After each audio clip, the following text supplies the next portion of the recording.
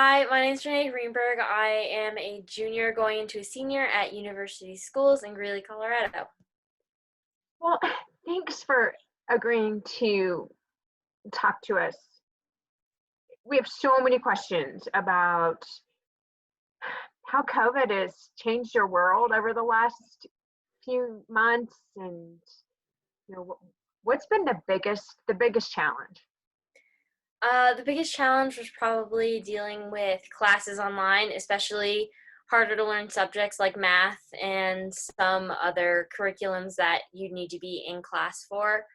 I know towards the end, a lot of people just stopped participating, and it was difficult towards the end trying to find motivation to do classes, especially when like 8 o'clock in the morning, and that's now your wake up time since you don't have to go to school anymore. So tell me a little bit about your day.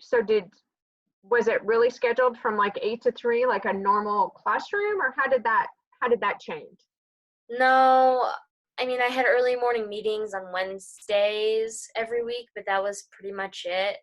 And then I had noon classes with math. And I mean, there was no real set schedule. It was just kind of whatever until class started. Do you feel like you got the support you needed from the teachers, or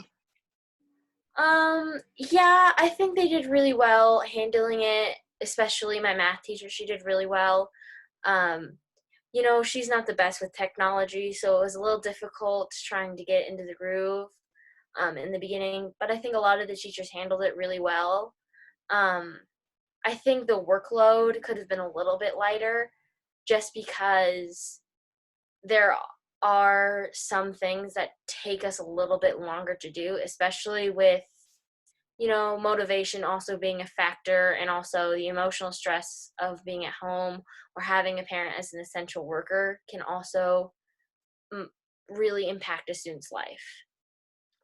so did you have any experiences where you had a Zoom bombing or anything during the semester? What do you mean by Zoom bombing? So did you have any classes that were set up and somebody that wasn't part of the class jumped in, Oh, it up? yeah. My first math class, someone jumped in. They say it's from another country, but I'm not sure. It was bad. They started playing some really inappropriate videos and saying a lot of really racist and awful things. Oh. So we were all a little scarred, just a little bit. What what were you thinking's going on in the world? I mean, that's crazy. Yeah, it was a little rough. I don't think anyone enjoyed that. That's too bad. So have you had extra duties at home too, for caring for siblings or anything like that during this COVID? No, my mom primarily works from home, so we've just all kind of been home, bunkered down, not really doing anything. I've started a garden, so that's kind of been a good outlet for me. Um, just trying to keep everything like updated around the house, like making sure things stay clean, is really hard for my siblings because they're just not used to helping as much. Right. But I think they're starting to get used to it. What's been the biggest challenge for you in keeping connection with kind of the outside world? What have you used to do that? Um, I did a Zoom call with my friends a couple weeks ago. It was really hard because a group of my friends and I were gonna go down to my friend's cabin with her grandparents in about a week or two. So it was just a big struggle deciding if I was gonna go or not, and I decided not to because I didn't want to put her grandparents at risk since I'm working. But my friends and I have stayed in contact through social media, and occasionally we meet up. Not very often though, maybe once every 2 or 3 weeks. That has to impact your dating life. It's never existed. So, well, it will. So don't worry, honey. Soon it will. Um, so you mentioned a job. Are you working? How's that? Yeah, I'm working at my dad's shop right now, just helping answer phones and direct people about what's going on in the store. But I also am a lifeguard and a swim coach at Kelly Farms Pool in Greeley. And so it's hard because I'm having to listen to all of the adults talk about what they want to do and how they're going to do it in a budget because, I mean, it's a lot of lost revenue for the pool, and swim team is not really making any money. So, what are we going to do? And some of the things that I would personally want implicated into the pool are just really not going to happen because of how we judge our clientele and our patrons. Give me an example of what you think should happen, and they're not. I think we should definitely get a thermometer, and I know the points being brought up of, hey, it's summertime, your body temperature is going to be rising. There's no real way to tell if you have a fever or not, because sometimes it'll get upwards of 100 degrees, and your body temperature naturally rises.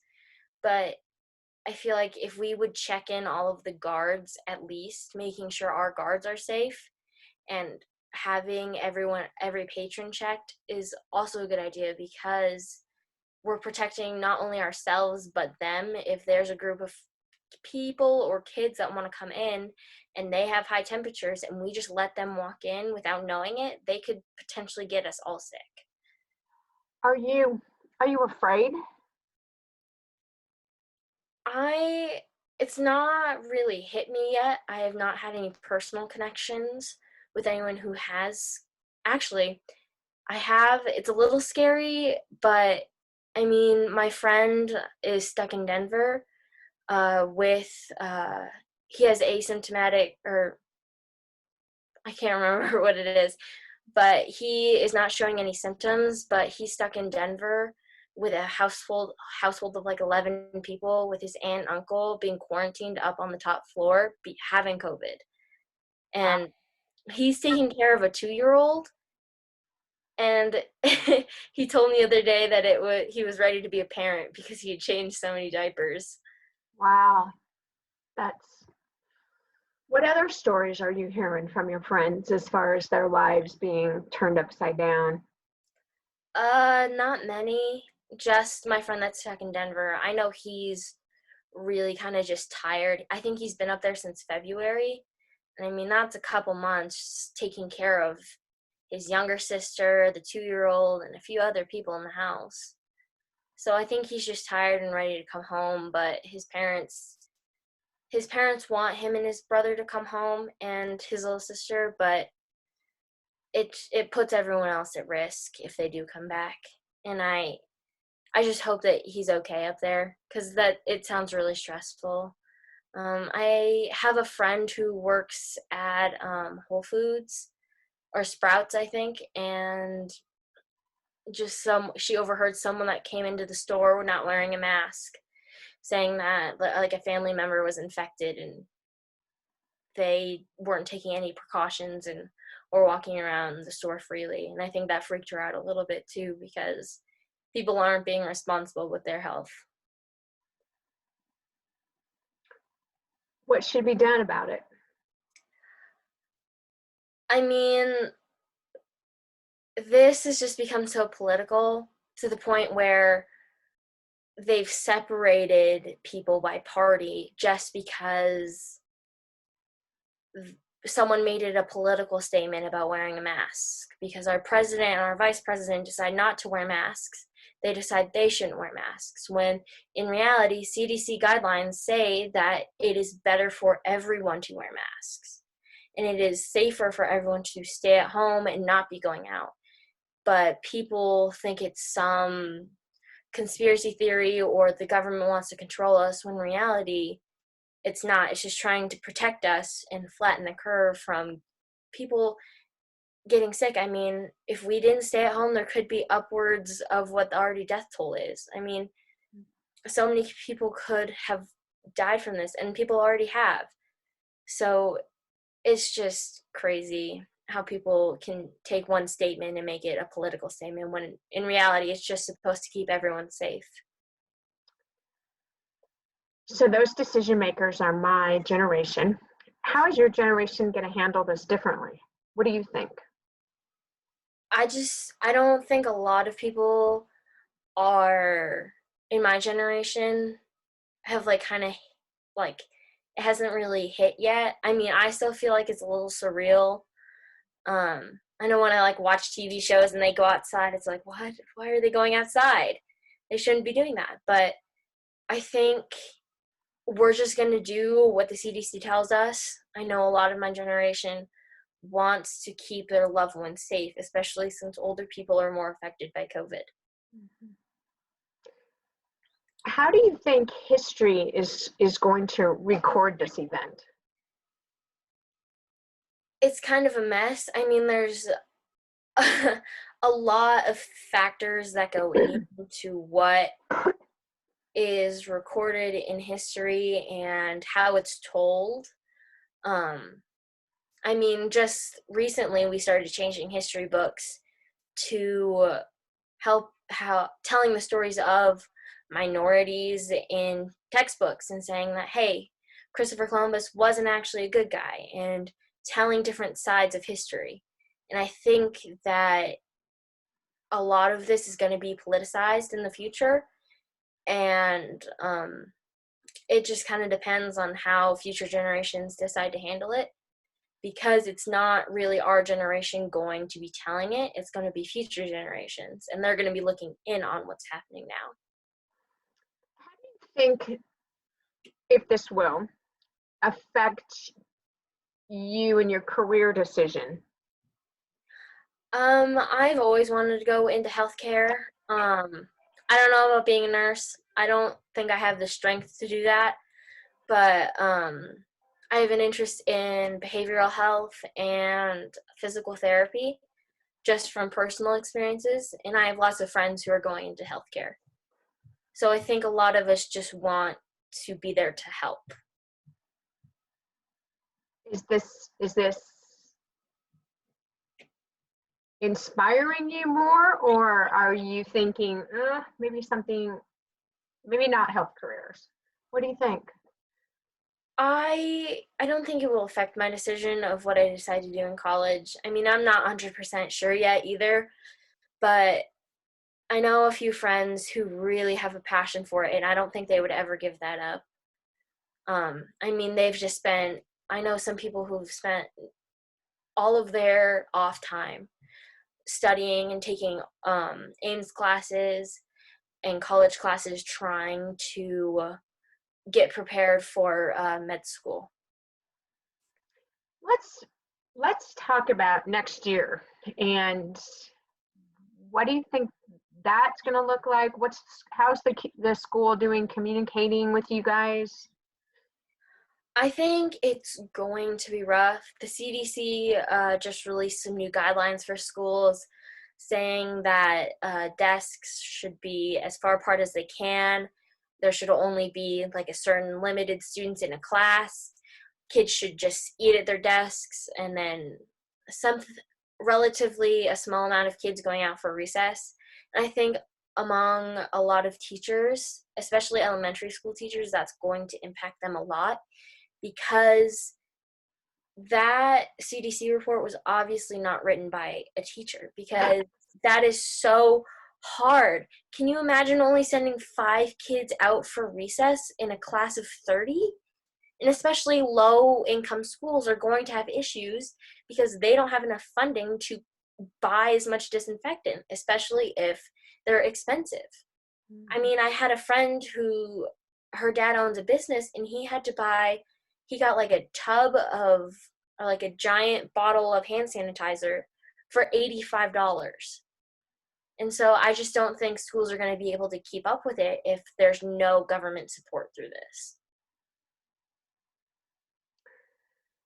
So you have younger siblings, and how have they been impacted, if that you've seen? Do they understand what's going on? I think my youngest sibling doesn't understand We go on walks, of course. We go on walks, and he just wanders all around and like doesn't really have an idea of his surroundings. And it's hard because I was going to go out to Michael's. I really like to craft, and so it's kind of my only outlet right now. Um, and I was going to go grab some supplies, and I wanted him to come with me so he would, get off electronics or get out of the house. But I was ultimately concerned if he was just going to be touching everything and getting close to people, and I just didn't trust it, so he didn't get to go. But I mean, I just don't think they understand the full impact of what's happened. So you've been driving for about 6 months now, and some of that time you haven't been able to go anywhere. Are you anxious to go out, venturing out a little bit since the state has opened up? How are you feeling about that? I mean, I really believe in the safer at home order, and I believe that we should be safe at home. I think people should be limiting as much going out. I think that me personally, I mean, if it's just driving around or going and sitting in a parking lot with a group of friends, sitting in our cars, being socially distant, but still being able to see people, I think that's really helped through getting through the rest of the school year. I mean, I didn't get to take my SATs, and my AP test was not worth it.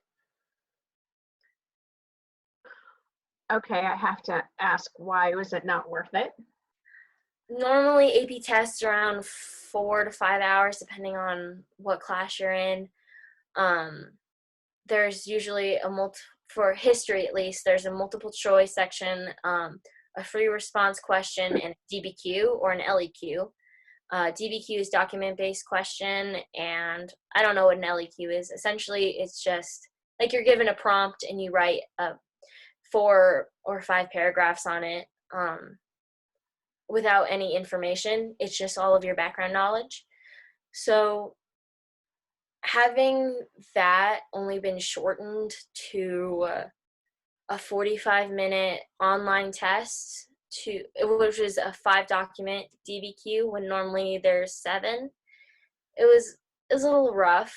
I mean, the prompt that I got didn't really make sense. It was a really big time period that they decided to cover, and some of the information just didn't match together or connect. So it would have been nice to have those other options, like the multiple choice or the free response questions. So it sounds like they've changed their schedules. They've changed the didactic approach to how you're receiving information. We're asking you to social distance. Your world has really changed in the last 3 months. How are you handling that?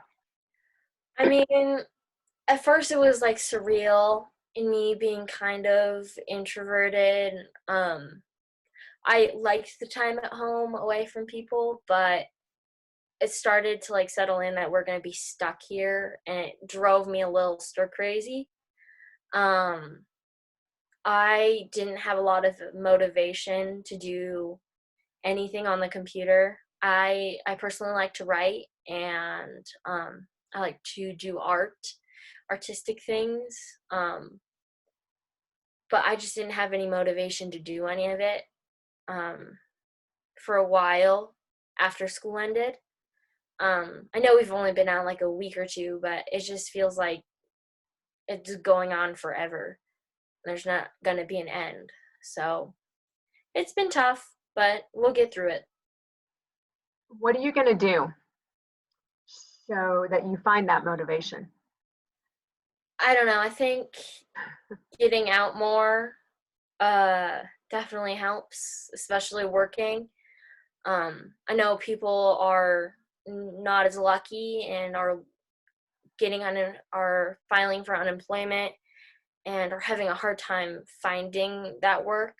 But it's just nice to get out of the house for 5 hours a day. Mhm. Um, I am personally struggling with not being able to coach.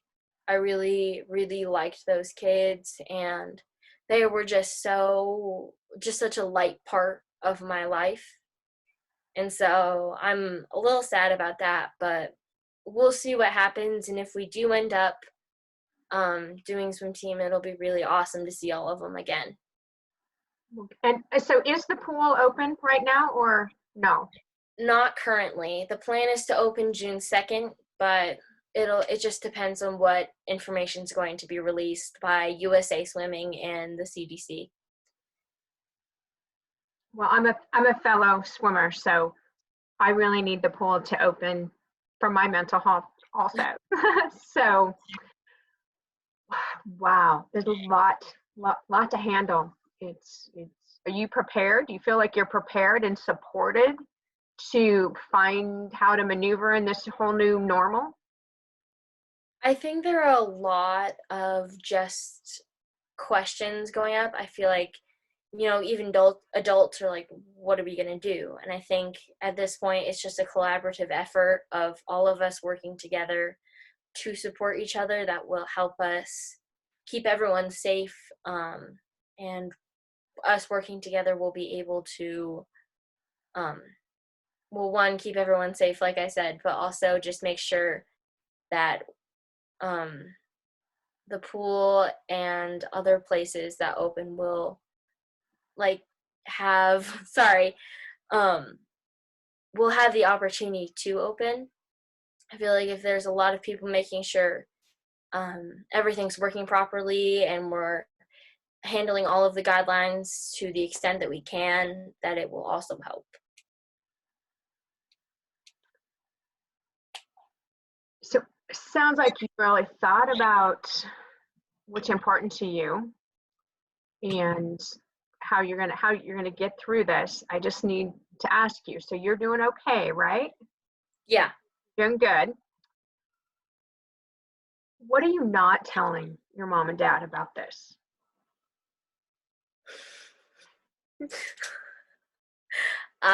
They are driving me nuts. I'm not gonna lie. I've done more puzzles in the past 2 months than I've done in my entire life. um it's just hard to have that alone time that I was talking about earlier. It's not alone time anymore if you're in a protected space, because they can come in at any time. And so it's no longer a comfort spot. It's just the house. It's a part of everything you share. So it's a little rough, but when hopefully, if everything gets back to normal soon, I think that a lot of our relationships will get a little bit better. What have you? I appreciate you sharing that. It's challenging and difficult. What have you learned about yourself through all of this that you didn't know before? I have learned that I'm very privileged, that I have learned that privilege is a thing, and I've learned how to handle being privileged. I mean, I live very comfortably, and that is thanks to my parents who did find stable and good jobs for a long time. And I think me trying to be the best person I can and help the people that aren't as privileged can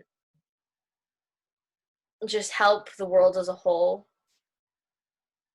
I believe fully in privilege, and I am very fortunate that my parents did are that I have privilege. They worked hard so I would be able to have the status where I am right now. But I feel like that it does and it doesn't matter. And I feel that I should be doing as much as I can to the extent I can. Because I know some voices don't reach as far because they aren't as privileged. And if I can raise my voice and someone can listen, then that makes a difference. We hope this never happens again. Everybody agrees with that. But what wisdom would you share for future kids, future generations, if something like this happened? What would you tell them? Just stay strong. I mean, it's cheesy, but there's nothing more we can do right now but stay strong and stay connected to people. I didn't talk to people for the first few months, or not the first few weeks when we started quarantine, and it really affected my mental health.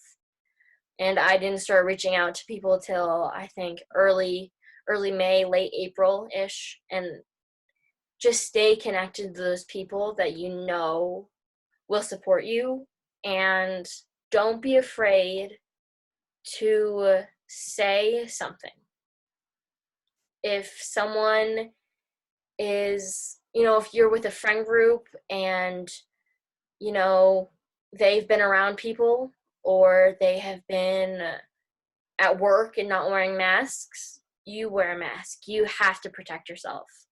And I've had to learn that the hard way. Just wear a mask when you're with your friends. You never know if your friends are around people or they have relatives that have come to visit from other cities. Just stay safe. Don't be a sheep. Don't follow everyone else because they're not wearing a mask. Keep yourself safe. Thank you for your thoughtful comments and sharing where you are. Is there anything that I can do to help? I'm a great crafter. Is there anything that that you feel like you need that a friend might be able to help you with? No, I think I'll get through it. I think just learning more about myself as this continues to go on is interesting, but I think just pushing through it will be good. Trying to find motivation will definitely be interesting, but I'll find it again. And I have no doubt that you will find it and that you will lead others to greatness. So really makes me feel comfortable, and I'm so happy to know that there are students and young ladies like you out there that will make a difference through their bravery and actions. So thank you so much. Thank you.